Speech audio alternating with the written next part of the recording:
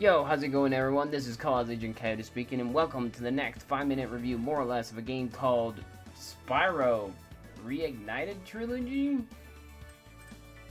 I mean, I'm actually reviewing this one, Spyro's Riptos Rage, which essentially would be Spyro 2 out of the 3.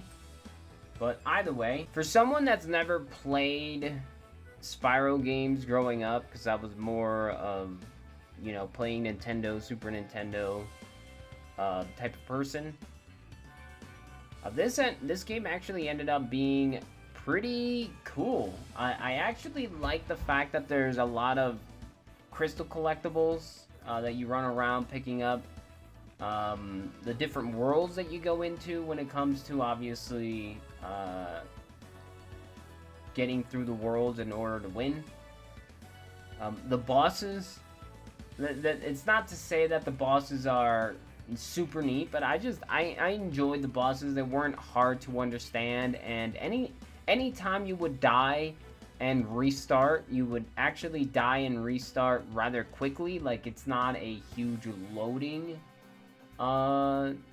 scene, which you could easily expect considering the fact that, again, this is the HD remastered, I guess you can call it. So I'm gonna read the blurb real fast. It's called "A Same Sick Burn, Same Old Smoldering Attitude. Now all scaled up in stunning HD. Spyro is back in the Spyro Reignited Trilogy. Rekindle the fire with remastered version of the original 3 games, which again is Spyro the Dragon, which is Spyro 1, Dragon, Spyro 2, Riptos Rage, and Spyro Year of the Dragon, which is Spyro 3.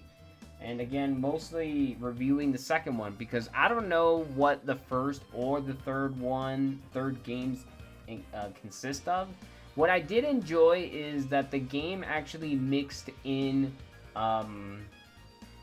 different play styles when it came to the game, and in the specifically referencing, like, you have your levels that you would platform, you would pick up the crystals, you would have like mini missions in order to pick up like one main crystal. So you have like the crystals that are on the ground, and then you have like circle orb that also look like crystals that you would have to do like little missions in order to complete. That would, be different from the actual, I guess you can say, game. But there would also be a level or two of like a speedrun type of style level where you would have to destroy or pick up, or things like that, like 8 different enemies. So for instance, there would be a level with a bunch of pigeons, and you would have to destroy all 8 of them, plus the other things that are within the same level in order to be able to complete the level.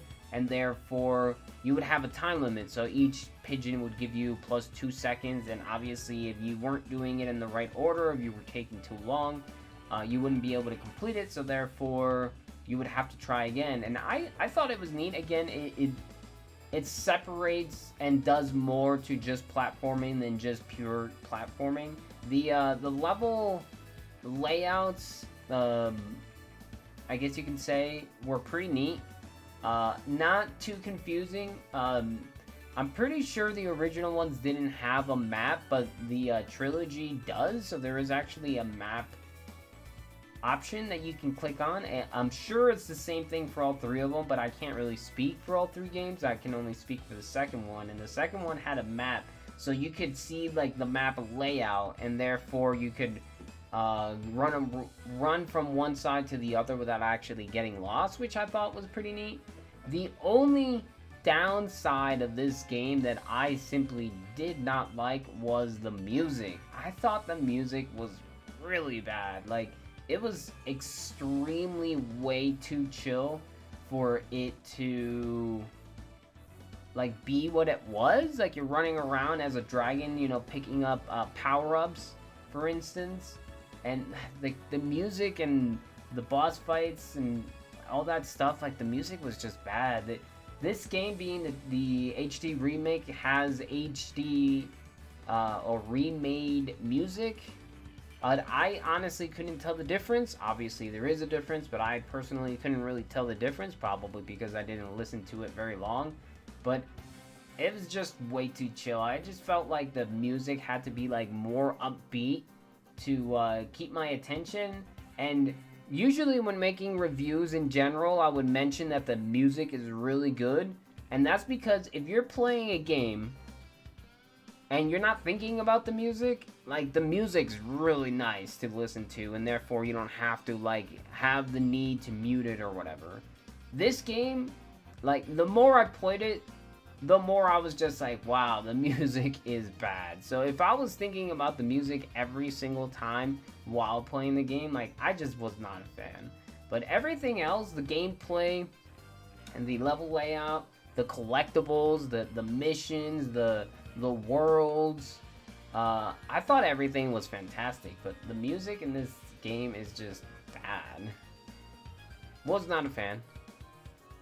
But either way, that's my mini review. Hopefully this review helps you in any way, shape, or form. The developers are Toys for Bob and Iron Galaxy. Publishers are Activision. Did not say that, but there you go. Game released on the 3rd of September 2019. And yeah, that's it.